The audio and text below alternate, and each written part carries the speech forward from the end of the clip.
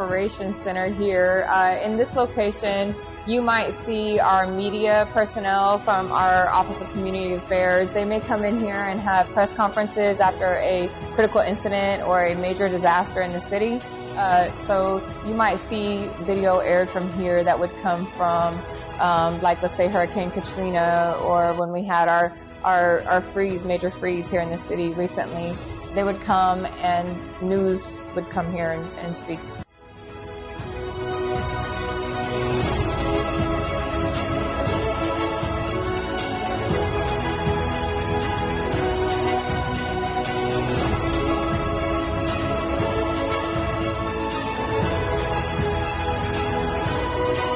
As we continue with Community Shield of the Houston Police Department, this is an exciting day. This is a place where really no one gets to have access to. It's a secure building. It's a secure facility. It's a location where the 911 calls come in, and where we have people that are specialized are receiving these calls, people that are prepared. Not only that, but we have some equipment in here that really nobody can really mess with unless you have a certification, unless you have the training, you have been specifically given the authority to use this equipment. And this is what we're about to see. This is why it's so exciting. Lieutenant, you've worked patrol before. You've been an officer, you've been a sergeant, you've been here, you've been there. And right before we started this recording, you said you were able to just get something out of this place more than what you've ever known about what the 911 call center is all about. Yes, and dispatchers. Yes. That's absolutely correct. So prior to coming here, I have never really experienced or been knowledgeable or been able to see exactly what they do. I just knew our dispatchers as the voice behind the mic. I never really understood the capacity of the amount of management and technique and just really awesomeness that happens back there. They really are rock stars. Since I've been here, I've been able to see them manage critical incidents, like our officer-involved shootings. Yes. And they really work very well together. They collaborate well together. They really are a team when it comes down to a crisis situation. And not only that, they do an excellent job with officer safety on a daily basis. They really are multitaskers. I would say that I have been truly impressed by what I've seen coming here to work, and I will now be a true advocate moving forward to really just try to explain the amount of importance that they have for our department. They really truly are that voice behind the mic, but they are taking care of us. They are keeping us safe. When they're keeping the officers safe, then that actually helps us to do better for our community, to do more for our community. That's right. Right, because when our officers are well taken care of, our community is well taken care of as well. And so, just what they do is just truly amazing. They really are rock stars, and I can't really say that much more. I'm impressed. I am really impressed with the amount of professionalism that is here, the amount of required skill that it takes. It's kind of like they are our unsung heroes, you know. And so I really truly appreciate what I've learned since I've been here working in ECD. And of course we're expanding in a lot of different ways during this program, so stick around with us. We are going to be talking to our friend dispatcher, and during the program he's going to be telling us about his experiences as a dispatcher. But let's continue with this tour that is I can't wait. Let's get in there. Yes. All right, let's check it out. We're about to go in here. All right.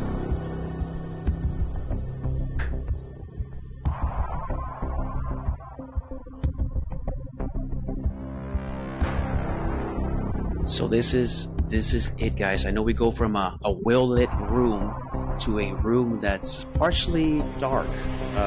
It's like a computer room. They got multiple screens going. Every dispatcher that is on a mic has multiple screens. They're looking at multiple data, and everything is continuous. It's not you stop doing one thing for the other. Everything happens as it's going on. And let's expand on what this room is and what we are doing actually in one of these desks. This is where all the action takes place. This is the call taker's floor. This is the HOV floor, all the way down at the end. And on the right side here we have the HPD dispatch floor. This is basically where all the calls for service show up after the boom. Sure. Now I see the way that they are divided. They're divided. There's one dispatcher per desk. There's 4 screens on each desk. There are microphones that are in every desk. So my guess is that every single one of these desks is assigned to a certain particular station, a certain sector. Correct. Each station or terminal that we have is assigned a certain area of the city. You have special ops, you have Southwest, you have Northwest, you have North Shepherd, Northeast, just, each different area of the city. And we have one dispatcher, sometimes 2, that work each area, each way. I see also that there was actually a terminal that has 2 people manning the terminal, and they advised me that there was some training going on there. Absolutely. Anytime that you see 2 people at a terminal, that's our on-site training. We have a lot of great dispatchers that take the newer dispatchers under their wing in order to train them, show them the ropes, the freeways, the different cities, the different call types, just all the intricacies of dispatching. Okay. Now, before you became a dispatcher, this is about over 14 years ago now? Yeah, 14 years. What experience did you have to kind of set you up and prepare you for this? Or was this something that you were like, well, I'm interested in it, I want to learn a little bit about it, and you just came just blank? You didn't know anything about this place? I came as a blank slate, absolutely blank. But the trainers, they helped me understand everything that I needed to know as far as the freeways. That was probably the toughest thing for me to learn, just all of the different freeways, how 59 can be East Tex, but it can also be Southwest Freeway, as well as just how huge Houston really is. It's the 3rd largest city in the entire U.S. You have so many officers to look after, so many different call types. It's just so much that you have to learn. But our trainers do a magnificent job. And you were saying East Tex Freeway 59. Now to make it more complicated, now it's 69. It's 69. You see, so it's just it's so much that you have to learn and take in. But they do a great job being patient with you and just showing you the ropes. All right. So one of the superstars here, one of our, I say superstars because they're behind that mic, that connects police officers with each other. It's just an amazing talent that you guys have here, which you do every single day. Yes, sir.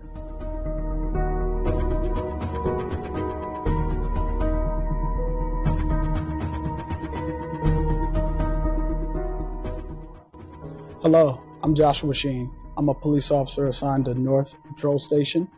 We just wanted to show our appreciation for dispatchers this week. Today, I took my rookie officer, who's a PPO, to tour the facility and see all what dispatchers do.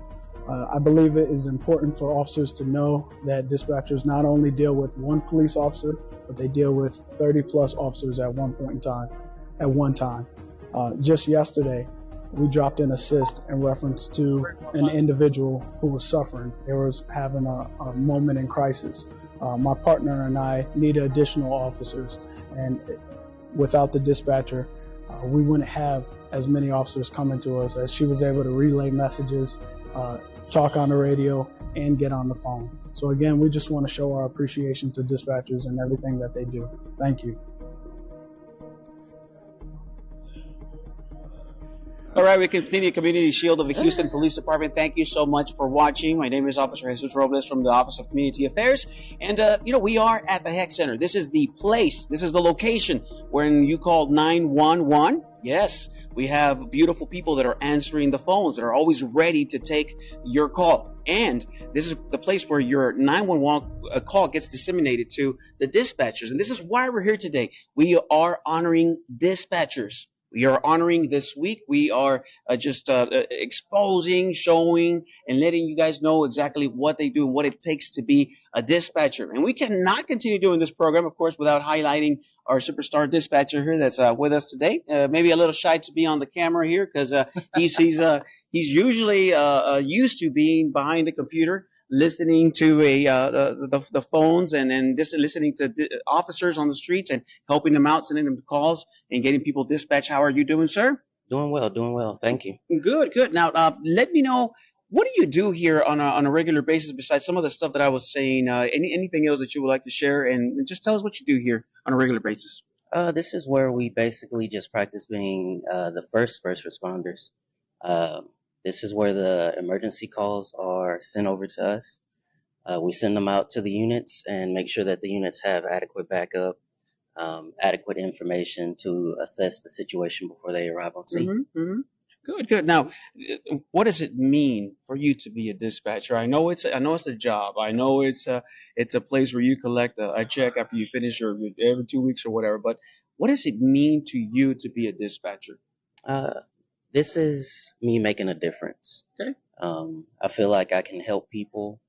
I feel like that I can just be there in order to help protect people whenever they're, faced with a problem. There to help calm them in their situations of emergencies. Okay. It happens a lot. I know, Lieutenant, you've been here for a short period of time, but you've already, like you expressed before, you've already learned to appreciate what it takes to be a dispatcher and working along with these guys. You were telling me, if I hear about it, there's an officer shooting, there's something going on, I go immediately to where that dispatcher is at, not necessarily to tell them what to do, but to do what? Tell me what you do when you go out and you stand next to this dispatcher. Well, my purpose in doing that is to really show them that they have support, to really just not necessarily step in or to speak for them or any of that, because I really don't even know that I could do the job that they do, because they multitask so many different things. They're listening on their headsets, they're looking at screens, but really just to let them know that I'm right there, I'm available, and if there is something I can do to help, because I am a supervisor, that I believe that is my role, is to provide assistance if there's something that they can't do. And so I want to make sure that they know that they have a hands-on supervisor who is right there available to them. So if they do need to reach out and say, hey, Lieutenant, we need so-and-so over here, or we need some assistance over here, I'm right there readily available. And of course, the training that dispatchers go through sets them up to be decision makers, to be always ready, not necessarily to be told what to do, but they know exactly where to go and who to go to. How important is decision making here as a dispatcher, to have that skill and that training? Well, I think that number one, it speaks volumes how important it is, being that they speak with the voice of the chief of police. That in itself will tell you how important their role is and how important it is that they are capable of making decisions on the spot, because they are the ones who are actively listening to what's happening right then and there. So they are able to really effectively to multitask, and so they know what's best for us, and they do an excellent job of really just managing the calls for service, managing the priority calls as they come in. Most importantly, I think, is just that knowing that they're there for our officers' safety. I think for me as an officer, for all of these years, I really believe that is the most important thing that they're doing for us, because that voice behind the mic, when you get in the car at the beginning of your shift, it really is what can keep you sane or keep you going throughout the day. So I really appreciate what they do, and their level of commitment and management that they have, and authority to be that voice behind the mic. It is vital to our safety. That's right. And good judgment. We need dispatchers to have good judgment. They're making decisions in seconds, because things are so volatile out there. Now, good judgment and compassion. Do you see that as a quality that a dispatcher has to have, compassion? Absolutely. A lot of times people call in during the worst times of their lives, and you're there to calm them and to try and help resolve most of the situation before the officer arrives on scene. So it's definitely a quality needed. Now, before you became a dispatcher, what were you doing before? I was an accountant. In accounting. All right. So you had your hands, your fingers busy all the time there, counting numbers and doing all that. Yes. Were you a multitasker? Not in the sense of what I do now. No. Okay. And how important is multitasking now to you? Very. It can be really the difference between a successful operation or a mistake. You have to be able to multitask and focus on multiple things at all times. You know, even though I see you guys working on individual stations, Yes. there is, I asked one of the dispatchers back there, is there a rhyme and a reason how you guys sit in this room? Is there a specific reason why so-and-so sits to so-and-so? Or what sector South Gessner sits next to Midwest? Or that, is there a reason for that? It's basically just organization. Okay. There really isn't a specific reason why stations are where they are. Mm-hmm. It's just Northwest and Northeast are paired together, and North Shepherd, Northeast are paired together, and so on and so on. Okay. I've seen the conversations just in the moments that we've been here. One of them stands up and speaks to the other one and says, "Hey, I think there's a chase going into your sector," Mm-hmm. and they're so strategically close to each other that they're able to speak to each other not only on the mic but also live in person. Is there a space here for somebody just to stay in its own world, or do you have to be a team player here? You have to be a team player in order to have everything go around and stream fluidly. You do have to be a team player for sure. You got to leave everything out of here, and any bad relationships, just leave it all out. You got to work together. Absolutely. Okay. There's a time and place for that outside, but when we step in here, everyone's a team. Emotional control. Absolutely. It's a quality. Emotional control is something that you have to have, and I think this is why it's so cool that you guys have Lieutenant here. She comes from peer support. Her experience in working with crises, right? Now in a place where crisis is imminent any second in here because Absolutely. of the nature. Absolutely. Can you express to me on the emotional control that you got to have as a skill that you need to grow into as a dispatcher? Sure. At any given time, you can have someone calling in, screaming at the top of their lungs, whether it's anger, fear, sadness, grief. You have to be there in order to calm them and let them know that it's going to be okay. You know, we're here to help, and in order to help, you first have to have control of the emotion. Now, as a communicator, as a dispatcher, I mean, a lot of years of experience, you tend to grow a certain thick skin, but I'm sure you still face situations where you're like, wow, is there somebody that comes to you and tells you you're going to be okay? You're fine. You did your best. Absolutely. Our supervisors, we have the watch command over there in the middle, and we also have Lieutenant Reese here. She's very well with that. Our supervisory team is pretty well with letting us know that they have our back. In a situation with your experience, Lieutenant, I'm not specifically speaking into this place, but when you have an officer going through some sort of crisis, mental crisis, or when you got one of the dispatchers here going through something, what's something that we can apply as officers, and we can also apply as people watching this program at home, something that we can do? What is it when we see ourselves kind of locking and hurting?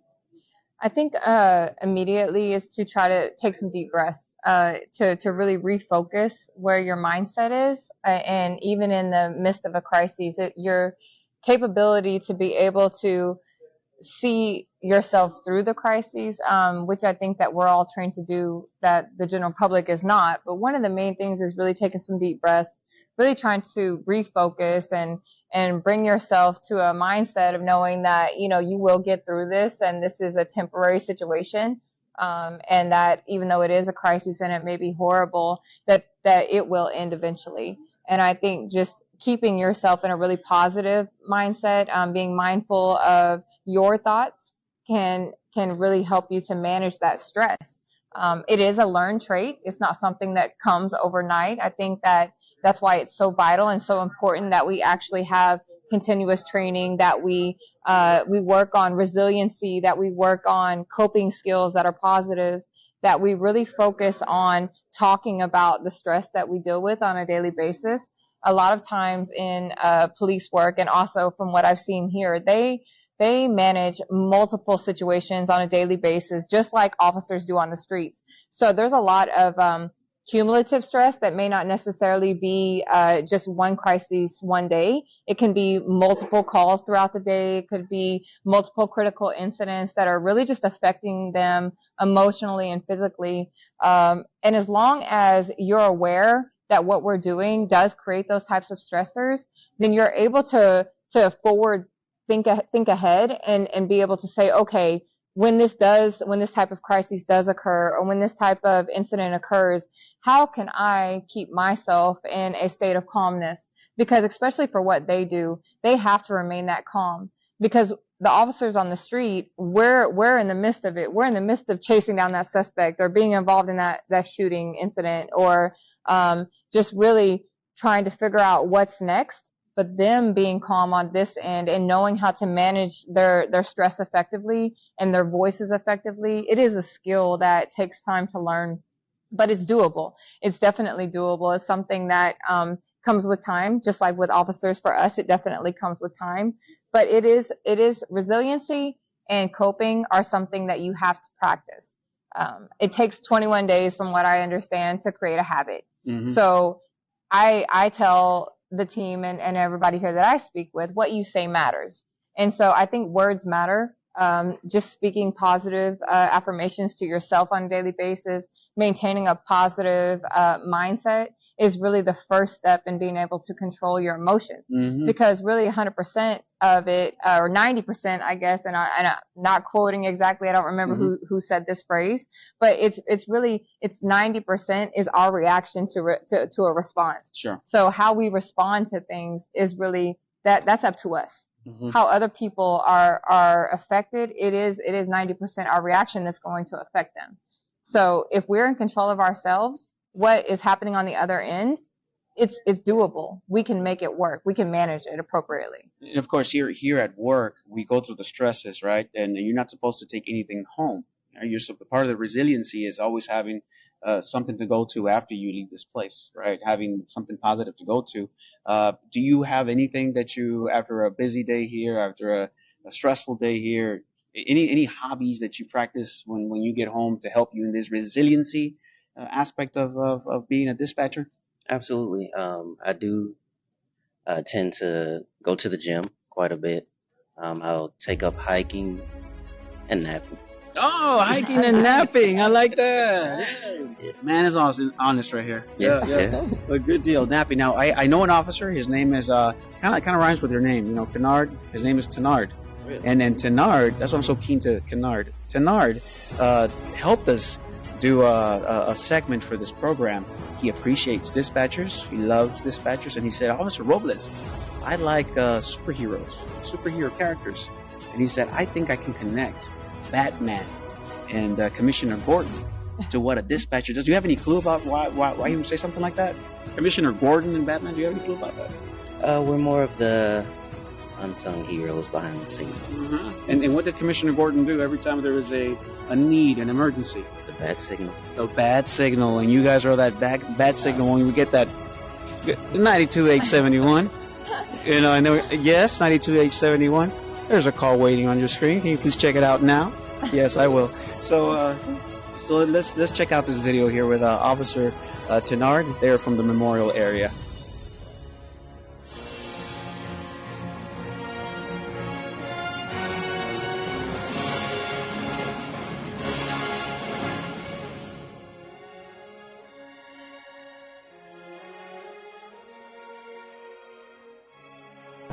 My name is Officer James Tenard III. I'm a senior police officer with the Community Affairs Department. And today we're going to talk about the superhero chronicles as it relates to police officers. Today we're going to talk about Batman.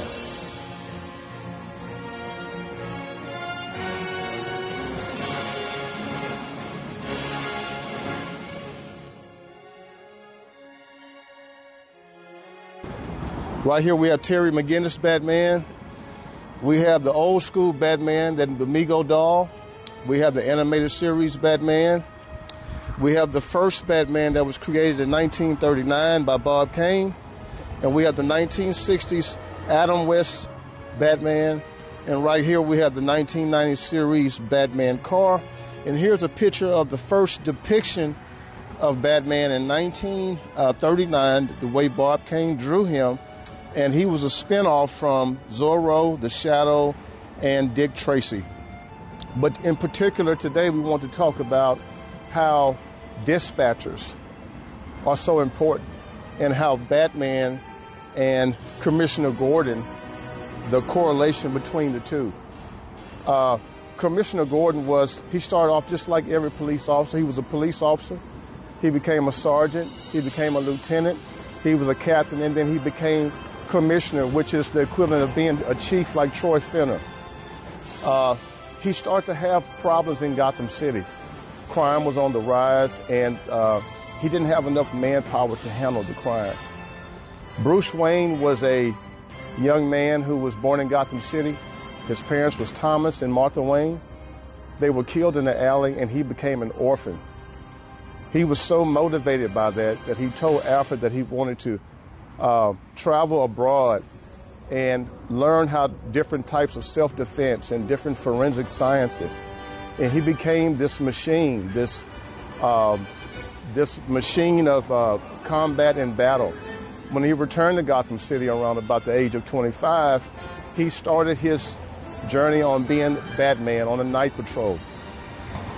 His first encounter with Commissioner Gordon was strange, but as the time went on, they built a relationship. And when crime got so bad in the city, Commissioner Gordon would use the bat signal and he would dispatch Batman. And this is how we're going to tie that in. Dispatcher, this is Dispatcher Week, Dispatcher Month. Dispatchers are so important here, especially in Houston and across the world. The dispatcher is the person that has the voice of the chief, and they make contact with the officer to let them know exactly where the call is, whether it's a code 1, 2, 3, 4, 5. The dispatcher is going to let you know the sense of urgency that the call, the nature of the call, what to look for. Dispatchers should be worthy of praise here at the department. We need dispatchers for survival.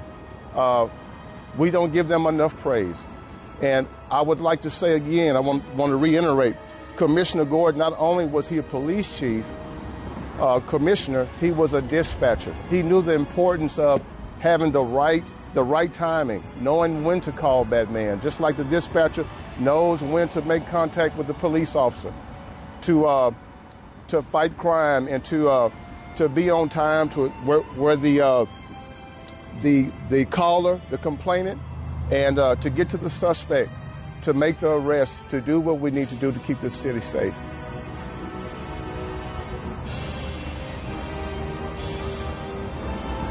Commissioner Gordon was awesome. I don't know if you guys have seen the movie, any of the Batmans, but every time they have someone play the role of Commissioner Gordon, they depict him as the person who has a one-on-one relationship with Batman. Batman would be the equivalent of a police officer that works nights, maybe 11 p.m. to 7 a.m. is when he will patrol, and Commissioner Gordon played as the dispatcher. He wasn't ashamed of the fact that he was a commissioner and that he needed the help.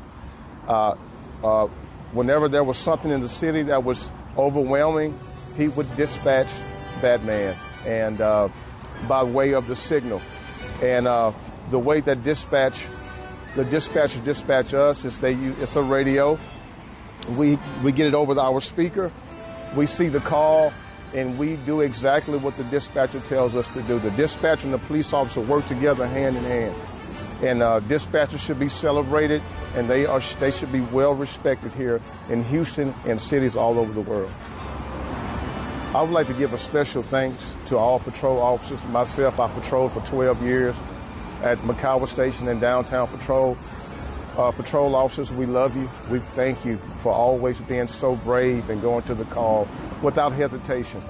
And also to the dispatchers, we love you. Thank you for being patient with us and working with us, sometimes repeating the street names and the maybe what floor the suspect is on, or giving us a height description or whatever it may be.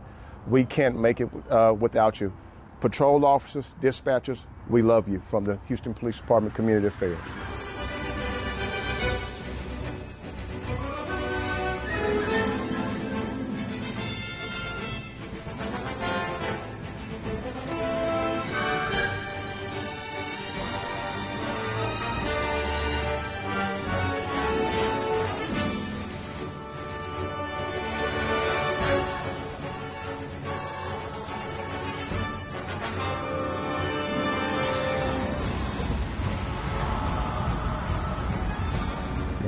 And just like Batman, he patiently looks for the signal from Commissioner Gordon in the same way as HPD patrol officers.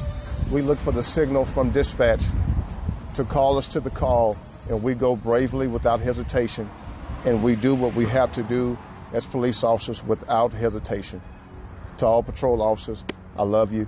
From the Community Affairs Department, my name is Officer James Tenard.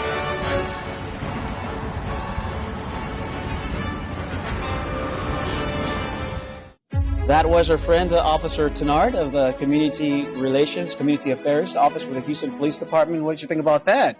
That was very interesting. Yeah, what about them toys? You like the toys? Loved them. Loved them. My favorite was the old one. I'm old school. He had all these toys that he was using as props. More of a Dark Knight. Yeah. That book he had on the back with the pages flapping all over the place. Yeah.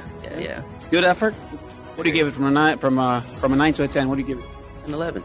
An 11. All right, good deal. What about you? What you think about that video? Man, what a great analogy. That was really good. I love that he incorporated, superheroes into the mix, because they really are our unsung heroes, our superheroes. Mm-hmm. That's right. That was really great. So that's something new that we're incorporating in the program, and it was perfect to incorporate Commissioner Gordon, right, to be able to reflect on what our chief is, right? He's a leader. And of course, you guys as dispatchers are the voice of the chief. Absolutely. Yeah, and that's one thing I want to tell officers: do not get these guys upset, because they'll dispatch you to every single thing. All right, now, why do you want to be a dispatcher? Why did you just decide all of a sudden to be a dispatcher?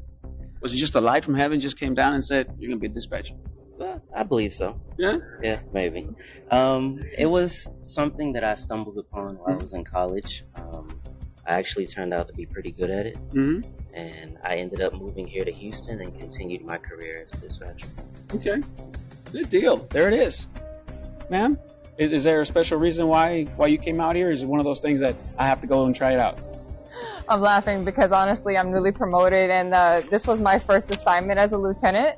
But it was a blessing in disguise, because I got to really see the magnitude of what's happening here. But since I've been here, I am a true advocate now of them, as you can probably tell throughout this video. But I really think that what they do is very purpose-filled. What they do matters. The impact that they make on our officers and on the citizens, it's a real honor to be here as their lieutenant, and I'm very proud to be able to say that I work with them here in the Emergency Communications Division and with Kennard here, and I'm also pleased that we're honoring them for Telecommunicators Week, because man, they really don't get enough recognition for what they do. And I wouldn't have been able to say that 6 months ago before I came here, honestly, because I had no idea what they do. So I'm really pleased that we are honoring them behind the scenes today, that we're really taking this opportunity to acknowledge the hard work and the effort that they put in. A lot of them work many hours tirelessly behind the scenes listening to us. Sometimes the officer is giving them a difficult time on the radio, and I know that we don't mean to, it's just that we're out there managing calls for service just like they are managing it from their end. So I'm really honored to be their lieutenant here, and I'm glad that I was able to experience this time in my career. Now, a problem solver. You become a problem solver every time you get on that mic. You don't get a 911 call to say, "Hey, congratulations, good job, happy birthday," or "You're awesome." You get these calls that you have to go through, and did you think that part of your job, if not 99.999% of your job, was always going to be in critical thinking all the time and being a problem solver? No, actually I didn't. While I was in college, I was actually a finance major. So the whole critical thinking, problem solving, multitasking, that was just something that never crossed my mind as far as a career. But once I was in the career and I was just immersed with all of the different type of calls that you get, the different type of people that you get, the connections that you make with officers, as well as helping citizens, the fulfillment that you get, it became something that I really enjoyed. Now I see extroverted and I see introverted. Yes. Right? How do you He's get extroverted. Are you extroverted? No, I think you're a little introverted. Now, with that introverted trait that you have, how are you able to, get on there and like all of a sudden, boom, become this communicator? You have to become like a DJ, like the mic's on, Yes. Mike's, you're on the air, baby.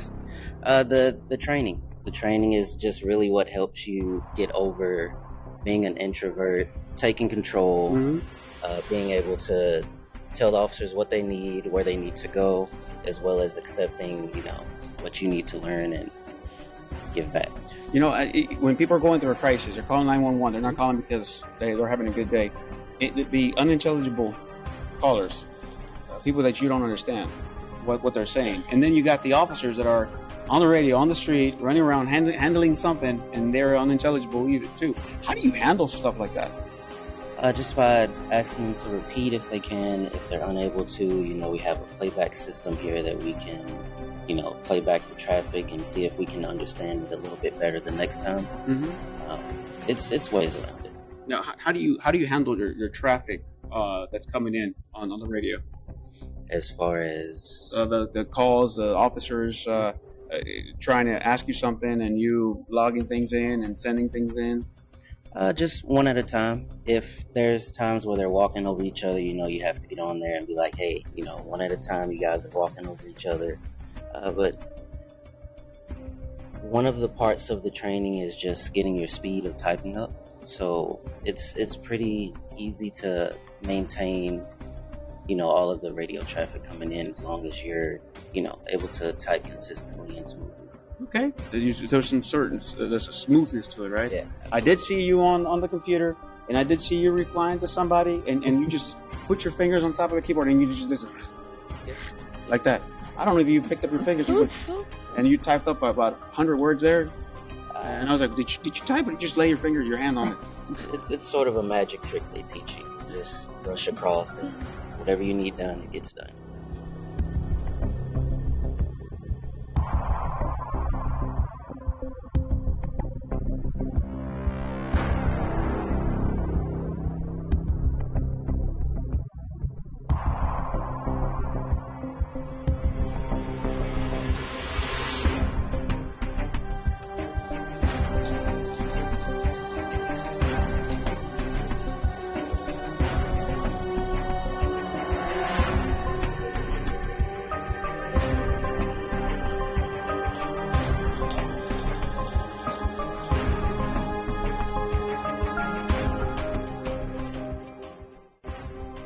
So I just think it's very important that we also acknowledge all of our partners here on the floor. This is a huge building, but it actually has so many heroes in here. And on this middle portion here where we're facing, this is actually the 911 call taker area. This is where you have your non-emergency, the 713-884-3131 number that you might call, and then you have your actual emergency situations where you would call 911, what's your emergency, where you hear something like that. And so that is actually overseen by the HEC Center. This is the center portion here in the middle. So when you call 911 or when you call non-emergency, this is the call taker center here that receives those calls. So it's a little bit different aspect of what our HPD dispatchers do. Our HPD dispatchers actually receive the calls from 911. They get coded in based off of priority. Those priority calls get sent over to the district that's actually managed them from our side, from the dispatch side. And once they receive the calls, then the dispatchers then share that information to the officers, and then they dispatch the officers out as they receive the calls. And so they're managing priority 1, 2, 3, 4, 5, all the way up to code 9 calls, which is our lowest priority call. A priority 1 and 2 call is our highest priority calls, and so you will see them multitasking, and sometimes they may actually have multiple priority 1s and 2s at the same time that our dispatchers will be sending out officers to. On the other end of our building here, we actually have our Houston Fire Department, and they also have call takers and they have dispatchers. And so they are actual classified personnel, which is a little different from what HPD does, because we have civilian personnel that we're definitely hiring for right now, and we need dispatchers. And so on this side over here, it's actually a promotion for the Houston Fire Department, and they come in and they dispatch, and then they actually have 911 call takers that dispatch specifically to HFD, which is our Houston Fire Department. And then we also work collaboratively, because if we have a call, like let's say we have a shooting incident, what will happen is the 911 call taker will then dispatch to both our HPD and our HFD partner team, so that way both sides of the response are immediately dispatched to the calls for service. So that way the citizens are getting the assistance as quickly as possible, which is very important because we want to make sure that we're working together as a team. So all three of these different people here on this floor, the Houston Police Department, the Houston Fire Department, and the HEC Center, which is also known as our 911 call takers, are very vital to our to the safety of our citizens and to the safety of our officers and our fire team here, because like I said, we all do work together as a team. And so this is really just one large area. It is also in this building, we didn't really talk about it, but we do have our fusion center here, which is our criminal intelligence division. And during mass casualty incidents or high profile incidents, you might have a team come in. Our Office of Emergency Management is also works out of this building. And so this is a very multi-purpose building.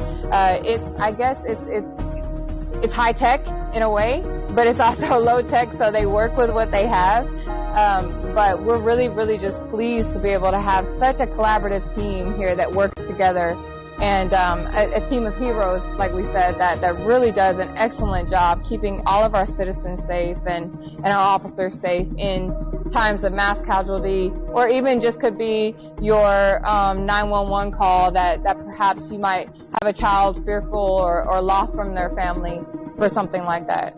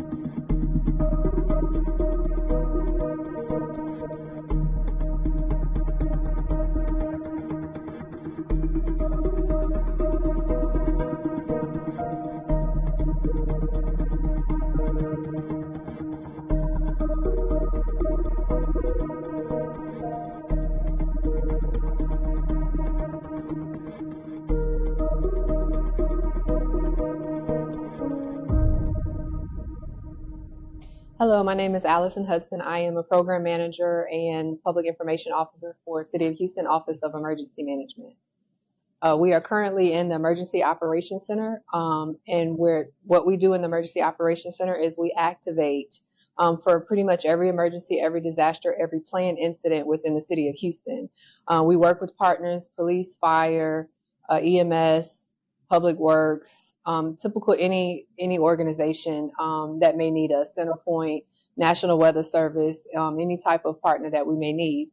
In this room, this is the Joint Information Center. This is where all of the public information professionals within the city will come, and we will basically put all the messaging for social media and pretty much anything that the chiefs or the mayor may need. So everything that you see distributed to the media and to the public comes from this room during an emergency or a disaster. It's pretty amazing because a lot of people don't realize what happens behind the scenes. Exactly. Right. Yes. So this is it's awesome that we're getting to view this and then have such an expert in the field to be able to give us this information. Yes. So thank you so much for impromptu doing this, by the way. We drug her in. But we really appreciate her doing this with us. No problem. Anytime. This has been an amazing journey, just visiting this place where so much happens, where the people and the public outside, even officers, we don't know of everything that happens in here, of everything that is being taken care of here. You as a dispatcher, so much goes on through your mind. So many resources have to flash before your eyes when you're getting a officer saying, I need this, or when you get somebody from the public saying, this is what's going on. As a dispatcher, how are you able to just separate everything and say, okay, we're going to send this, we're going to get your call, go to this other unit and these other specialties, we're going to dispatch these units out there. How do you get that? How do you do that? Just remaining calm and focused. With the training, we're really trained on how to multitask in many high stressful situations. So just focusing, locking in, and then it becomes second nature over time. Wow. It's so much that goes on here. The heart of a dispatcher, in a quick phrase or sentence, what does the heart of a dispatcher look like? Sacrifice. I think dedication. And I think that they really have to love what they do, because the effort and the amount of really just love that they give to the officers and to the citizens, it is really just it's unexplainable, because it is really dedication, and that what I think would be the number one word is dedication, because it is a purpose-filled position to be in. Like I said, I really believe that it is either a calling or it's something at the end of the day that you can go home knowing that you've made a difference, in your community, you've made a difference with the officers, and that although it can be just as tiring it is for us officers, because actually they are considered first responders too now, based off of legislation, because of the amount of work and dedication and drive that it takes to do the job that they do. They are now, they fall right there in line with us. So a telecommunicator is somebody who does just that. They communicate threats, they communicate to the officers and to the citizens, and then they go home with a filled purpose, a filled need that I think that I'm only able to say from the outside looking in, but I truly believe that it's the same as us. It's a calling. So for most officers, I think that the majority of officers, it's either the job finds us or we find it. But once you get into it, you actually know that those days when you make a difference, you really do impact somebody's lives. And I think that for a dispatcher, from what I've been able to see from the outside looking in, I really think that what you do, it really does impact a lot of people. And at the end of the day, when you go home and you think about how intense your day was or how many calls for service you had, just think, in my opinion, I can just think like how I would be, how as an officer I go home and I go through the calls in my head. I may run through them a little bit here and there, and I think, okay, did I do this well or did I do this well? I imagine you guys probably do the same thing, or if not, a very similar example of that. But I would think that the dedication it takes to really go to the extreme that you do, to be able to manage one call to the next call to the next call and do it with a calm demeanor, and to do it when you have not enough resources, or or you don't have enough time, or you have that time clock ticking behind you. I think it really is a dedication and a calling to be a dispatcher, and truly appreciated calling. And so really I'm grateful to have such awesome and dedicated dispatchers here. That's right. Again, thank you so much for joining us in Community Shield. We hope that you have gained some appreciation of what happens here in this emergency call center, known also as the HEC Center of the Houston Police Department. Now, we're also recruiting. We want you to join our team of dispatchers, of emergency telecommunicators. How do you do that? If you want to get more information, you can call our Office of Community Affairs and get more information on this amazing place at 713-308-3200, 713-308-3200. You can also Google search us in the City of Houston page and look for emergency telecommunicators for the City of Houston. I have a special gift that I want to do for this segment of Community Shield. Stick around in just a few seconds.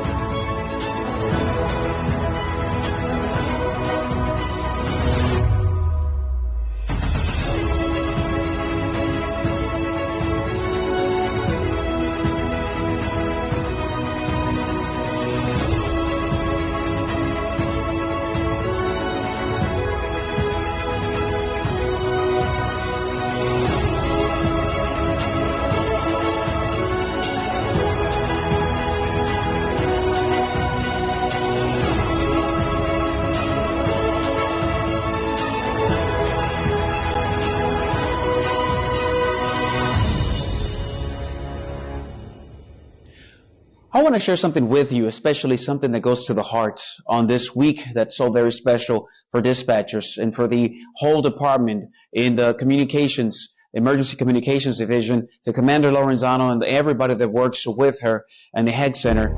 This one goes for you and everybody that works in the dispatching profession.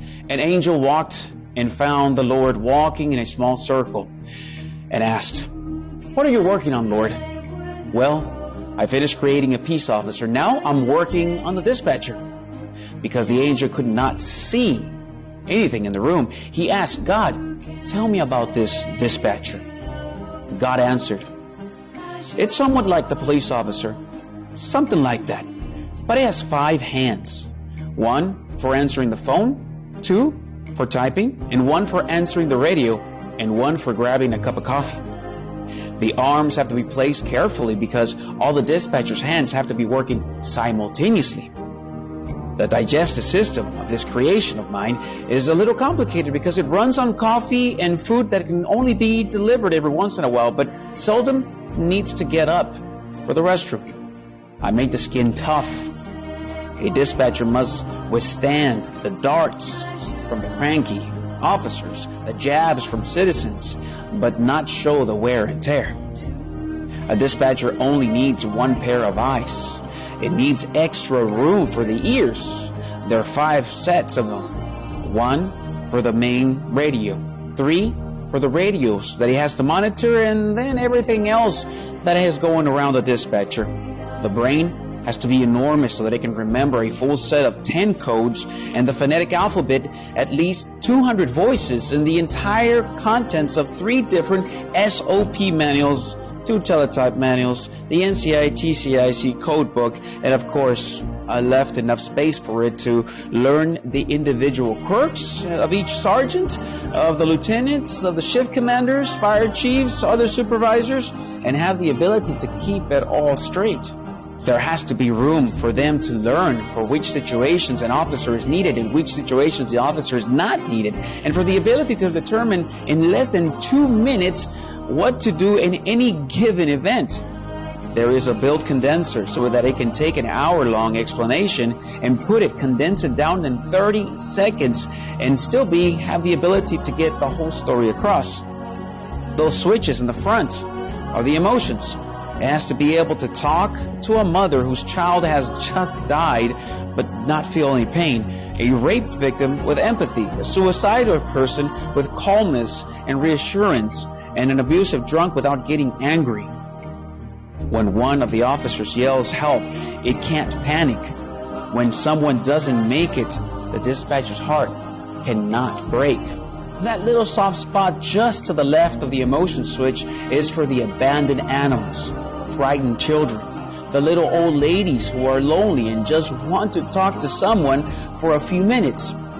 The dispatcher has to care very much for the officers and firefighters that it serves without getting involved too much with any of them. Plus, of course, the dispatcher can't have of its own issues to worry about while he is in duty. A dispatcher has to be able to function efficiently under less than good physical conditions and be able to be flexible enough to withstand whatever is going on with the administration and all that other stuff. The voice gave me a little trouble. It has to be clear and easy to understand, calm, and even when everyone else is screaming, but still able to convey empathy and caring while remaining totally professional. It runs on 12 hours of very little sleep, requires almost no days off, and gets paid very less, even less than an executive secretary. The dispatcher sounds wonderful, said the angel. Where is this amazing creation? Well, you see, answered God with a sigh and pause, dispatchers are invisible unless they make a mistake. So it's practically impossible to tell when they are run down, when they're worn out, or when they need to prepare.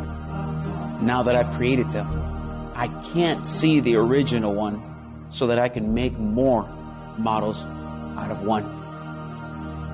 With this, my friends, the message is out. The word is out. We need more dispatchers. We need you. If you have that tug in your heart to become a dispatcher for the Houston Police Department, for our emergency communications unit, please call the Houston Police Department. Our 713-308-3200. 713-308-3200. The Office of Community Affairs will give you more information at 713-308-3200, or you can visit us on the website and get more information that we have. Thanks for watching Community Shield of the Houston Police Department, and happy Dispatchers Week.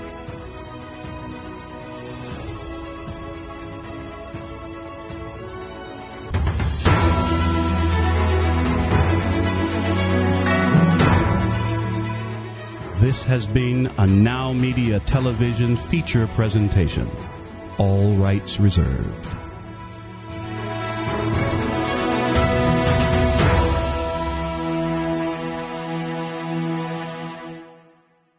En esta era digital, las tarjetas de presentación de negocio son cosa del pasado. De hecho, la mayoría de las personas que las reciben las pierden en cuestión de minutos.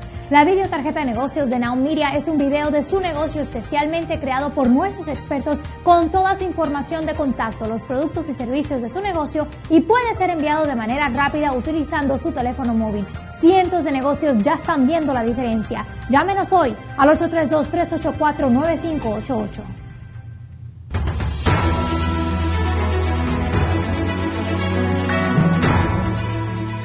En vivo desde Houston, la ciudad espacial.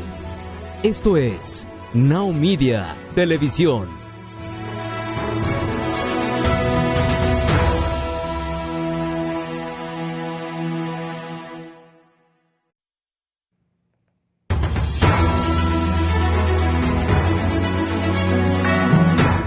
Broadcasting live from Houston, from the space city to the world.